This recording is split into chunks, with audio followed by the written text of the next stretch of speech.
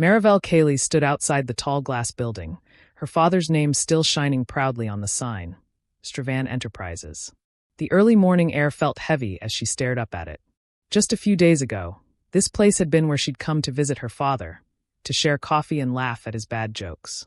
Now he was gone, and this building felt like the only piece of him she had left. Taking a deep breath, Marivelle stepped through the doors. The familiar lobby looked the same, but everything felt different. Employees turned to look at her as she walked in, some whispering to each other. She straightened her back and forced herself to keep moving toward the main hall. Her heart was pounding, but she knew what she had to do. When she reached the front, she turned to face everyone. "Thank you for being here," she said, her voice slightly trembling but steadying with each word. "My father built this company with love and hard work. I promised him I would protect it. I will not let his dream die." There was a moment of silence, then polite applause filled the room. Some employees nodded, a few smiled encouragingly. Marivelle saw relief in their faces, but also doubt. They wondered if she was strong enough to lead. Standing in the back, Derek Holvain, her uncle, watched quietly. His face was unreadable, his arms crossed as if he was weighing every word she said. He stepped forward after the applause stopped. "Marivelle," he said with a soft smile that didn't quite reach his eyes, "we all respect your courage. Your father would be proud that you are here today." "Thank you, uncle," she said politely, though something about his calmness made her uneasy.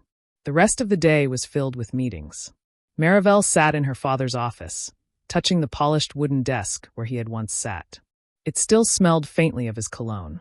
She ran her fingers over the leather chair, imagining him leaning back, giving her advice in his warm, steady voice. When she finally got a moment alone, she closed the office door, sat in the chair, and let her tears fall. The weight of the day, the grief of losing her father, and the sudden pressure of leading the company all came crashing down. But after a few minutes, she wiped her tears and looked around. On the shelves were awards her father had won, pictures of the company's first office, and framed notes with quotes about honor and perseverance. She felt her father's presence all around her. "I won't let you down, father," she whispered. "I will keep everything you built safe." She opened the first file on her desk and started reading late into the night. If she was going to lead, she would not just sit in this chair, she would earn it. She scribbled notes, marked pages, and made lists of changes she wanted to discuss with the board. Outside the office window, the city lights twinkled like stars, but Marivelle didn't notice the hours passing. The world outside was asleep, but she was awake, planning, working, fighting against the grief that wanted to pull her down. At midnight, she finally stood and stretched. As she walked to the door, she noticed movement in the hallway. It was Derek. He was standing near the elevator, talking quietly on the phone. His tone was low and serious, and she could only catch a few words. "Board tomorrow morning decision." Her stomach tightened. What decision? She wanted to ask him, but he hung up quickly and walked away before she could call out. Marivelle turned back toward her office, suddenly uneasy. She sat down again, staring at her father's picture on the desk. Something about Derek's calmness earlier, and now the secret phone call, made her feel like something was happening behind her back. But she shook the thought away and forced herself to focus. Tomorrow was a new day. She would face whatever came with strength. Before leaving the office, she touched her father's chair one more time and whispered, "I will make you proud." As she walked out of the building into the cool night air, the city felt strangely quiet, as though it was holding its breath, waiting for what would come next. The next morning, Marivelle Cayley's arrived at the office earlier than anyone else. She hadn't slept much, but she felt strangely calm, almost ready for whatever the day had in store. She walked through the quiet halls and switched on the lights in her father's office. The chair sat there like a throne waiting for its ruler, and for a brief moment she smiled. But just as she sat down, her phone buzzed. A message from the company's executive assistant lit up the screen. "The Crestmore Council has called for an emergency meeting. 9 a.m. Boardroom." Marivelle's heart skipped. An emergency meeting? On her second day? She straightened her jacket, grabbed her notebook, and made her way to the top floor where the boardroom was located. When she entered, everyone was already there, the council members sitting in a long line, papers stacked neatly in front of them. At the head of the table sat Derek Holvain. He rose slowly as she walked in. "Good morning, Marivelle," he said, his voice calm and steady. "Please have a seat." She took the chair opposite him, her pulse quickening. The chairman of the Crestmore Council cleared his throat. We have reviewed the company charter and your father's succession plan. According to Article 12, Clause 3, you cannot automatically assume the CEO position without council approval. Marivelle felt the blood drain from her face. But my father. Derek raised a hand. Your father left instructions, yes, but they were incomplete. The council has voted to appoint me as interim head until we can evaluate the company's future leadership. The words hit her like a punch to the chest. Interim head? She repeated, her voice barely above a whisper. One of the council members slid a document toward her. It was official. Her name had been struck out, and Derek's was printed where Chief Executive Officer should have been. Marivelle's fingers trembled as she picked up the paper. She looked around the room. The same people who had clapped for her yesterday now avoided her eyes. Is this what you all think is best? She asked, her voice shaking but growing stronger with each word. The chairman shifted uncomfortably. This decision is about stability. The company needs steady leadership during this transition. Derek leaned forward, his expression soft, almost sympathetic. This is not a punishment, Marivelle. You're young. You have time to learn, to grow. I only want to protect what Joran built. But to Marivelle, his words sounded hollow. Protect? Or control? She stood, refusing to let them see her cry. If this is what you've decided, then so be it, she said, her voice firm.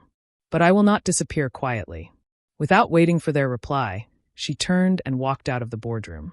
As soon as the door closed behind her, her chest felt tight, like she couldn't breathe. She found herself standing in the hallway, gripping the railing, trying to keep the tears from spilling. Celiora Trevane found her there moments later.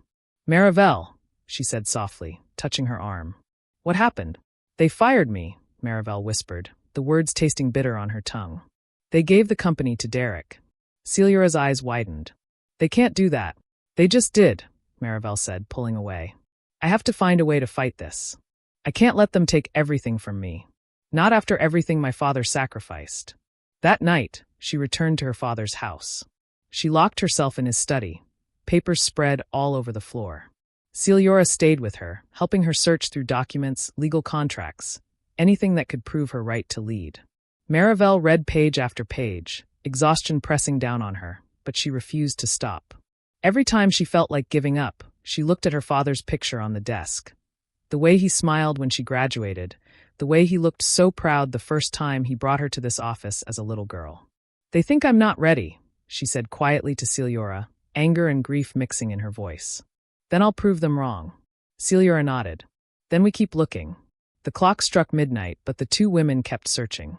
Somewhere in these files, Marivelle was sure, lay the key to everything. The truth about her father's final wishes. And as she sifted through the papers with trembling hands, she felt something shift inside her. This wasn't just about taking her father's chair anymore. This was about justice. About truth. About fighting for the future he wanted her to have. When she finally lay back against the couch, staring at the ceiling, she whispered into the quiet room. You were right, Father. This company isn't just yours anymore. It's mine now, and I'm not letting anyone steal it from me. The city outside was dark and silent, but inside that house, a storm had started. The next morning, Marivelle Calais woke up on the couch in her father's study. Her hair was messy, papers were scattered everywhere, and her eyes were swollen from crying and reading all night.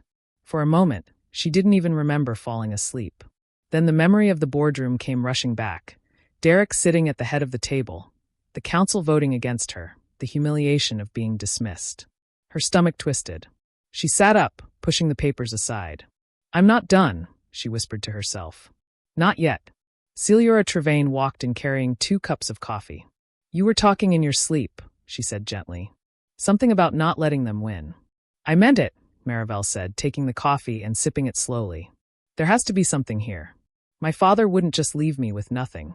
They spent the next hours searching again, through folders, through drawers, even through old boxes stacked in the closet. Most of what they found were financial records, client files, and old memos. Nothing that could challenge the council's decision. By noon, Celiora slumped against the desk. Maybe we're looking in the wrong place, she said. Marivelle was about to answer when her eyes caught a small wooden box pushed to the very back of the lowest drawer. She pulled it out carefully. It was locked, but the key was taped underneath the drawer, exactly where her father used to hide his spare keys. Her hands shook as she unlocked the box. Inside were a few personal items: her father's favorite pen, an old pocket watch, and a sealed envelope with Derek Holvain's name on it. Marivelle froze. "This is it," she whispered. Celiora leaned closer. "Are you sure you want to open it?" "It was meant for Derek." "It's about the company," Marivelle said firmly. "And if he's using it against me, I need to know what it says." She tore the envelope open carefully and unfolded the letter. Her father's handwriting filled the page, each line written with care. "Derek," it began, "if you are reading this, it means I am gone. I am trusting you to guide this company through the transition. Marivelle is smart, but she still has lessons to learn before she can lead. Be her shield, not her rival. When she is ready, step aside and let her take the chair. She is the future of this company, Derek, and she will take it further than either of us ever dreamed." Marivelle's breath caught. For a long moment, she just sat there, staring at the words. Tears blurred her vision. "He wanted you to run the company, but only for a while," Celiora said softly. Marivelle wiped her face, anger starting to burn where sadness had been moments ago. "He hid this from the council," she said. "He didn't just take over temporarily. He made sure they would think I wasn't ready at all. He used this letter to push me out completely." Celiora nodded, her jaw tightening. "Then we use it to fight back." Marivelle stood, clutching the letter in her hands. "I will," she said, her voice hard with determination. "He thought he could decide my future without me? He thought he could silence my father's last words? No. This ends tomorrow." For the rest of the day, Marivelle and Celiora made copies of the letter and prepared a case to present to the Crestmore Council. Marivelle practiced what she would say, over and over again, until her voice no longer trembled. When night came, she sat in her father's chair one last time before the coming confrontation. She placed the letter on the desk and stared at his picture. "You believed in me," she whispered. "Even if you thought I wasn't ready yet, you still believed I would lead one day. Tomorrow, I'm going to make sure they know that." Outside, thunder rolled across the sky and rain began to fall, pattering against the windows. The storm matched the one brewing inside Marivelle's heart. She didn't sleep that night. She didn't want to. Tomorrow, she would face Derek in front of everyone. And this time, she wouldn't just be the grieving daughter. She would be the leader her father always knew she could be. The rain had stopped by morning, but the sky was still heavy and gray when Marivelle Calais walked into the building. This time, she didn't pause in the lobby or look around for approval. She went straight to the top floor, her father's letter clutched tightly in her hand. The boardroom door was already open. Inside, the Crestmore Council was seated in their usual places, and at the head of the table sat Derek Holvain. He looked calm, even pleased, as if he had already won. "Marivelle," Derek said, nodding politely. "I'm glad you're here. We have matters to finalize." "No," she interrupted, her voice clear and firm. "I have something to say first." The council members exchanged surprised looks. Derek frowned slightly, but gestured for her to speak. Marivelle stepped forward and placed the envelope in the center of the table. "This was a letter from my father," she said. "He left it for Derek. But Derek never shared it with any of you." The chairman frowned. "What does it say?" Marivelle opened the letter and began to read aloud. Her voice didn't shake this time. She read every word.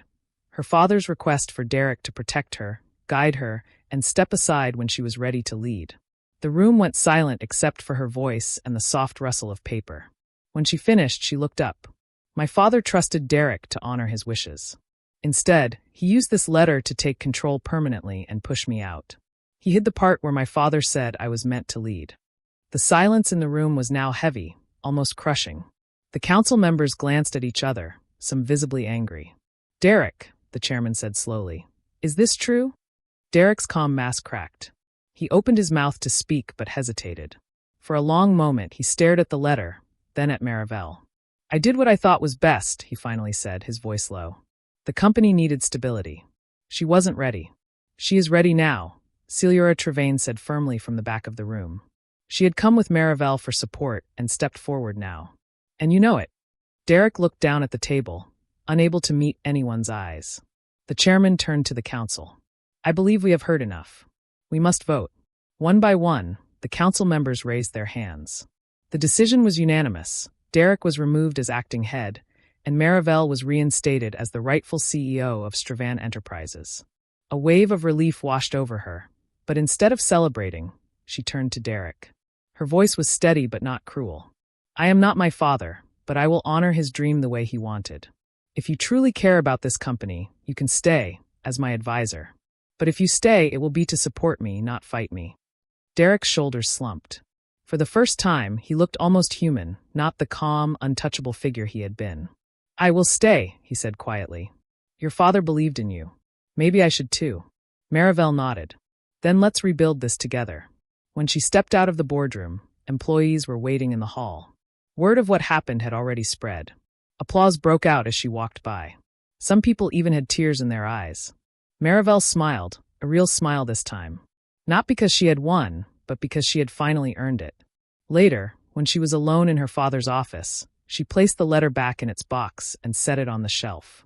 She sat in the chair, the city skyline stretching out beyond the windows. For the first time since Joran Stravan's death, she didn't feel like she was borrowing this office. She belonged here.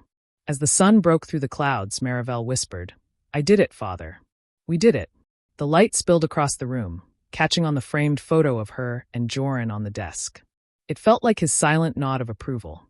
And with that, Marivelle Caley's, no longer just the grieving daughter, began her first true day as the leader she was always meant to be.